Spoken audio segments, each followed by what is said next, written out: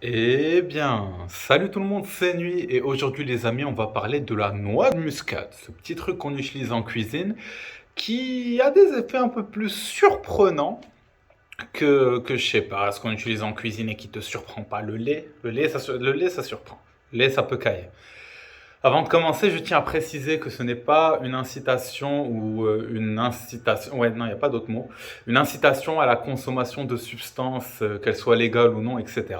Et il faut savoir que la noix de muscade peut être mortelle, c'est-à-dire qu'il y a des gens qui ont mangé juste 4 noix de muscade, ça paraît pas énorme, et qui sont morts. Du coup, faites bien attention avec ça. Si je vous parle de la noix de muscade, c'est pour parler de mes expériences dans un champ qui ne m'a pas forcément mis en danger.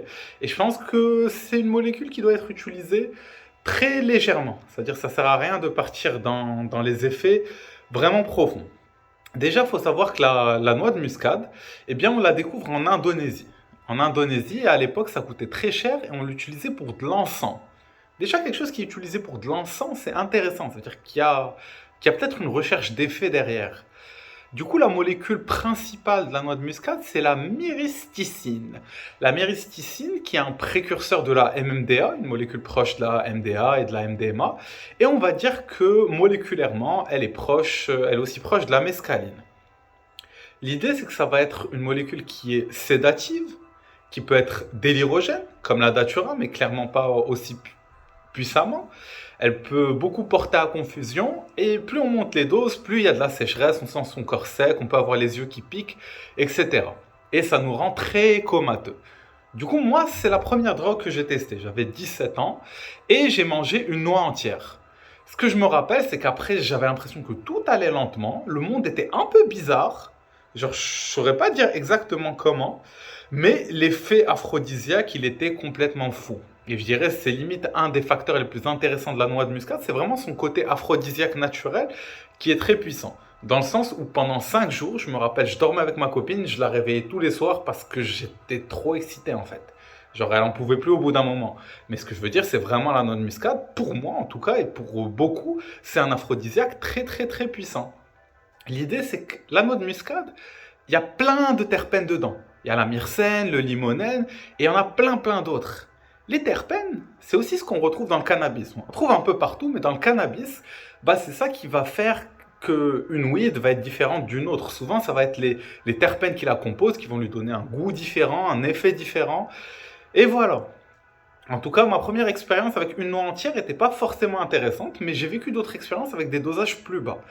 Déjà, si vous voulez consommer de la noix de muscade, faut pas la prendre en supermarché en poudre déjà comme ça, il n'y aura plus aucun effet. Elle sera partie, il faut essayer de trouver une noix de muscade fraîche. Et juste avec une noix, il y a tellement à explorer parce qu'on va rester sur des dosages, en tout cas moi personnellement, je suis resté sur des dosages assez bas. Ce que je veux dire, c'est, bah, je me rappelle que je mangeais la noix de muscade ou je la fumais.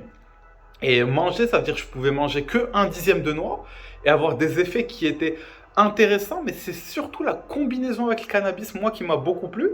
Ça m'est arrivé souvent de prendre la noix de muscade à petit dosage sans avoir d'autres substances à côté, mais il n'y avait pas forcément de grand intérêt. Il y avait un côté sédatif qui pouvait être intéressant, qu'on voulait juste se poser et rien faire, mais il y a aussi le côté aphrodisiaque qu'on n'a pas forcément tout le temps envie d'être chaud comme un lapin, tu vois.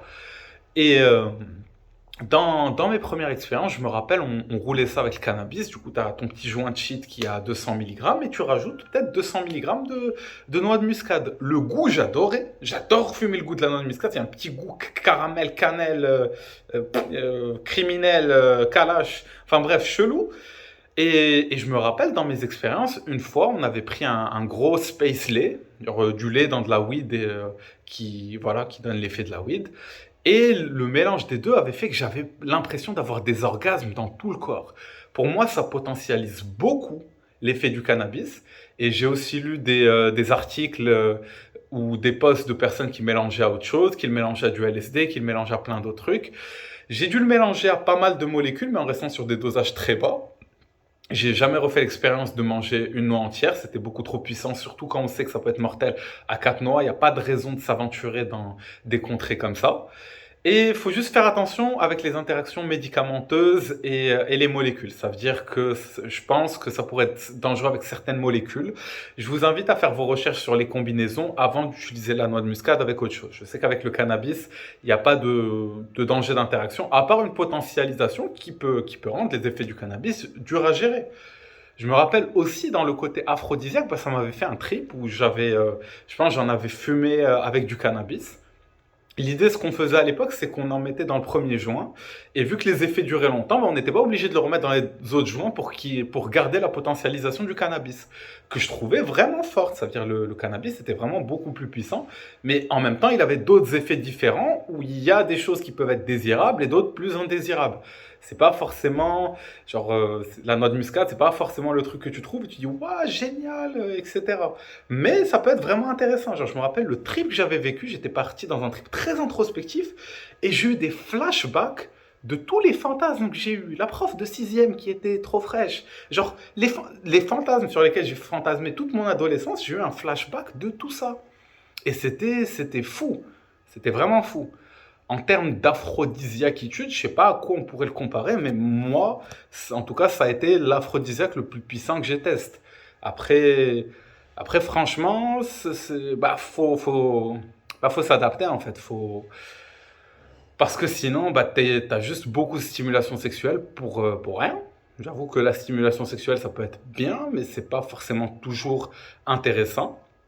Franchement, la noix de muscade, pour moi, le plus grand intérêt, c'était vraiment mixer avec le cannabis, tout simplement. J'irais de l'encens, ça peut être intéressant. Je me rappelle, je cramais la noix et juste je sentais la fumée qu'elle faisait, ça me faisait de l'effet.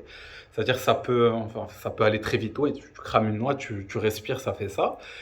Et j'ai eu plein d'interactions intéressantes qui m'ont pas forcément toutes autant marqué, mais je me rappelle que ça donnait un effet t'es un peu perdu. Quand tu forces trop, bon, t'as un peu la peau sèche et tout, mais je pense que ça peut être quelque chose de curieux, quelque chose qui peut être expérimenté. Je le répète, on meurt à quatre noix. Je dois le dire plein de fois parce que j'ai pas envie que quelqu'un meure et dit oui mais j'ai regardé la vidéo de nuit, il a dit manger des noix. Non, j'ai pas dit manger des noix. La vie de ma mère, j'ai pas dit manger des noix. J'ai pas dit manger des noix, je parle des cacahuètes, je parle pas des mêmes noix. Et puis au final, dans ce que je dis, je suis en train de me noyer.